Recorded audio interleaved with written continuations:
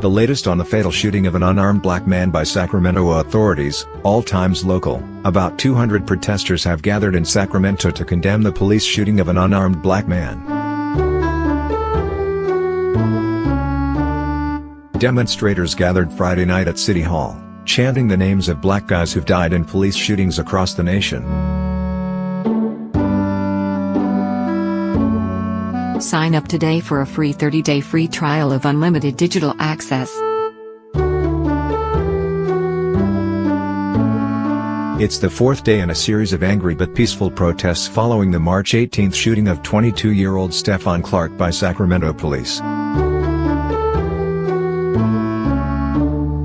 Earlier in the day, a pathologist hired by attorneys for Clark's family said an autopsy found he was shot 8 times, including 7 times in the back. Police have said Clark was facing officers, who thought he had a gun. A pathologist hired by attorneys for the family of an unarmed man killed by Sacramento police says an independent autopsy shows Stephon Clark was shot 7 times from behind and took up to 10 minutes to die. Dr. Bennett Omalu told reporters Friday that Clark was shot in the right back side of the neck and had a cluster of wounds in the upper right side of his back.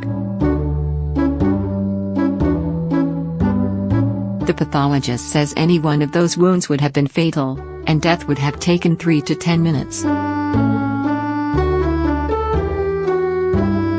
Police have said Clark was facing and advancing toward officers who thought he had a gun when they fired, and then could not approach Clark for 5 minutes. The pathologist says Clark also suffered an 8th gunshot wound to the thigh that occurred as he was falling or already on the ground.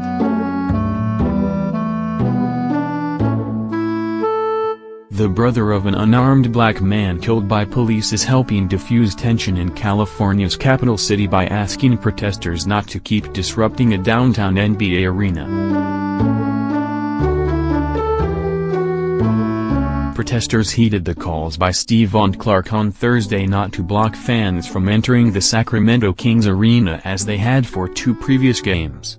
They instead protested for several hours on downtown streets nearby, blocking cars during rush hour. Stephon Clark's calls came just hours after an emotional display at the funeral for his 22-year-old brother, Stephon Clark. He was killed March 18 by police responding to a call of someone breaking car windows. The police say officers thought Stephon Clark had a gun, but he only had a cell phone.